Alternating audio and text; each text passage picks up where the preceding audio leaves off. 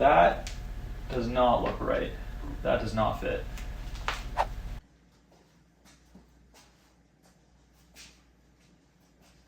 Alright guys, I got a lot of work to do before this thing goes out to get any kind of paint on it or sandblasted. So we're going to start at the tail section. I got a lot of welding to do there. I got to brace this front section a little bit more. I also have to finish TIG welding this pivot for the elevator control. The engine mount has to get modified a little bit. It's like 1:30 in the morning. I'm starting early today. I want to straighten that out for obvious reasons. Like, that just looks so ugly to me. So that's what I'm gonna do right now. I gotta cut this part here. I gotta cut these guys off, and I gotta cut this here. All right, I've got this top part cut and kind of loosely replaced with the straight tube we're gonna be replacing that curved one with. And then I've got it tied down here to line up where that's gonna get cut. All right, it's in place. No welds, it's just sitting there. So that's what I like to see. This lower one here, it's pretty flexible, so I'm just going to bend that down and tack it in place. Up top here, the same thing. This has got some play to it. It's got to get moved and just kind of held into position there, but it pretty much sits exactly where I want it. All right, I've got it all welded up. It's looking good. I'm happy with that. I even went over this with the sander real quick. Just stripped all the hardware off this rudder assembly, so now I've got to strip all the fabric off of it so that it's ready to get sandblasted as well.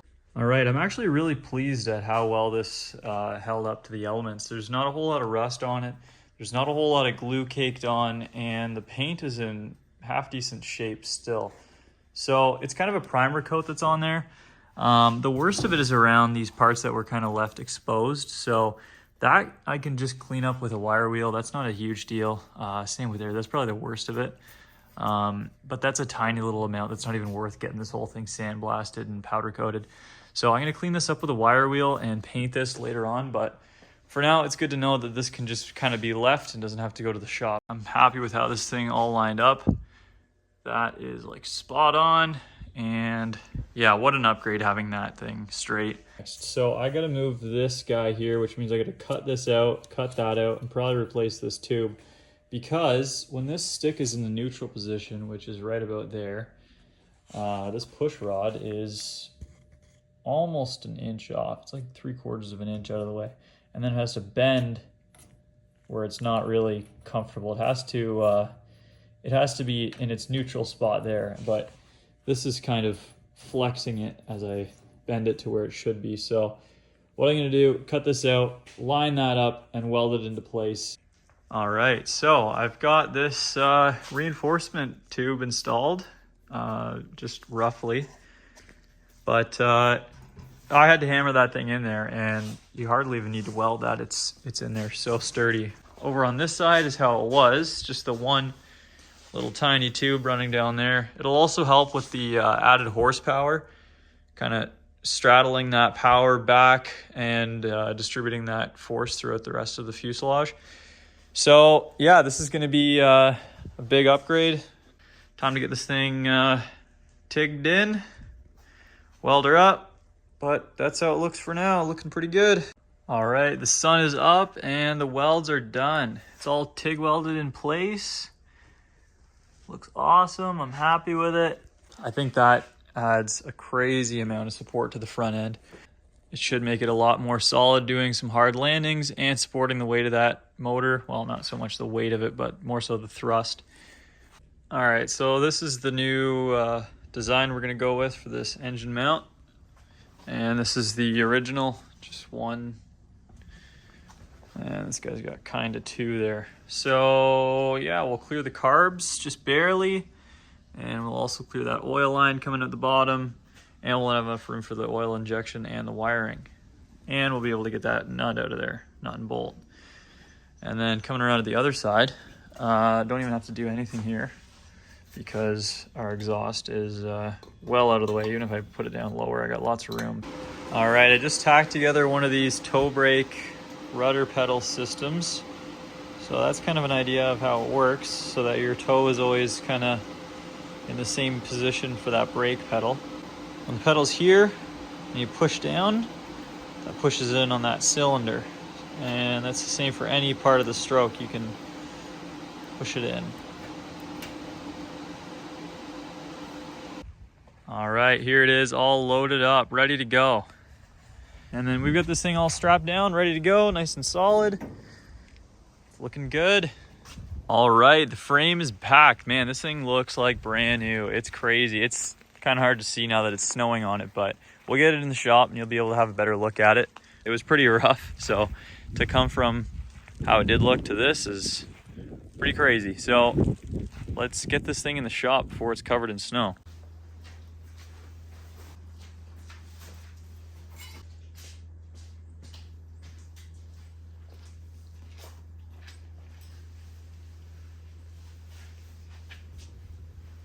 It is looking amazing. I'm so happy with how this thing came out.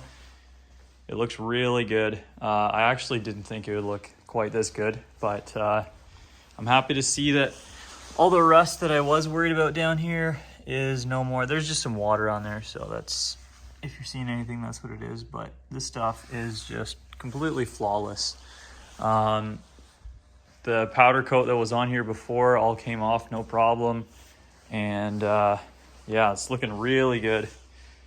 I am just blown away with how good this thing looks. So really makes me want to start throwing parts on this thing. I am going to put the landing gear on, and I am going to put the motor on. And then I want to get the motor running before we cover this thing, just in case any cuts or anything have to be made to the frame. I want this engine to be on there running, and I also got to run the cables and stuff through the tail. I want to get this thing basically to a flying state without the fabric on it, and probably without the gas system and stuff like that. But for the most part, I want this thing to be air ready, and then cover it just so that I know that I'm not forgetting anything and no modifications have to be made from there, which it was pretty much a flying airplane before, but we just want to make sure that everything's going to work. And if we got to do any upgrades, we want those done. It's time to throw the landing gear on this thing and start getting that motor ready to run.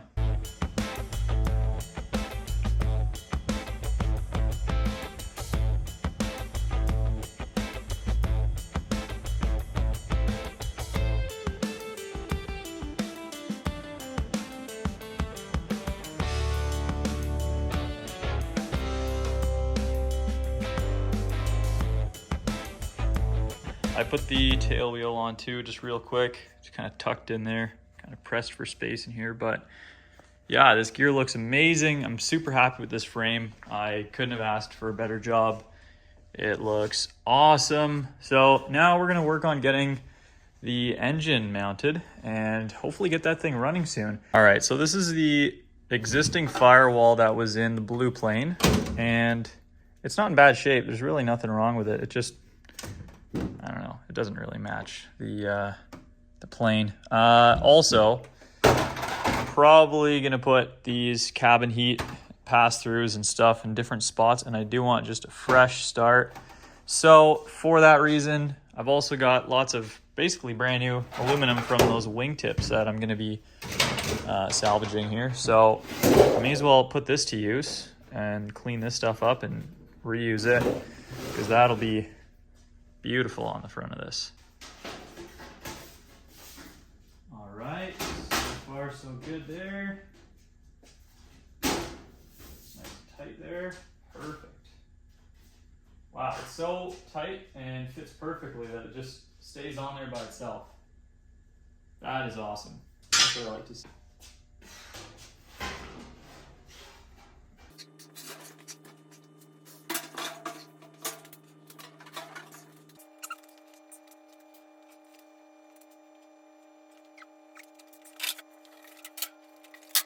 So I had to pull the engine out because for whatever reason it didn't fit through this hole, which I traced directly from this guy. I did go slightly smaller with it, but like barely. So I cut this out, which is an exact kind of template of that hole. So let's see if this guy fits in there. So the top is tight. The only thing I can do is on the outside of this hole, I can add a couple millimeters because this is tight to go through there, but it's still like it fits just as well as the other one almost. but I'm gonna use a Dremel tool, and I'm just gonna go around it with this sanding kind of bit, and I'm gonna enlarge in that hole. All right, test number 2, let's go.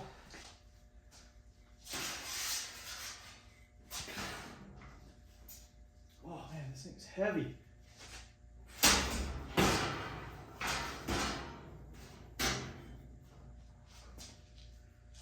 Okay, starter wire off. Let's see if we can get this thing through.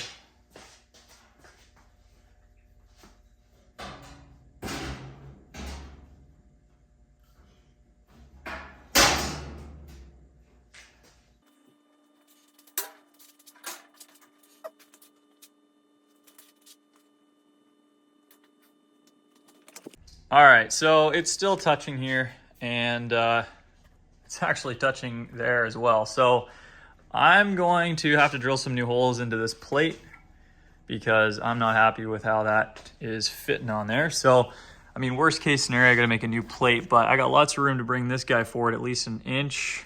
So I'll probably bring it to there. And this guy here, yeah, I can get away with putting the hole there. Even if it's a ½ inch more, that'll be a lot better. So let's go ahead and drill some holes in this guy. All right, well, drilling holes didn't work, and I tried making this, but I'm not too happy with that either. These welds are just not gonna be strong enough, so we're gonna start fresh. All right, I just went with a totally new design. It's kind of based off this. I also pushed the motor forward a little bit more, and I also beefed up around these holes. Obviously, it needed a little bit more meat here, especially. You can see adding more meat there. And this will get chopped out, sort of similar to that, but yeah, I don't know, I think it should work pretty good. So we'll get this thing cut out. All right, the adapter plate is done. So this is what the original would have looked like. All right, here we go. This is attempt number, I don't know, it's been a lot. So hopefully this thing actually fits up this time.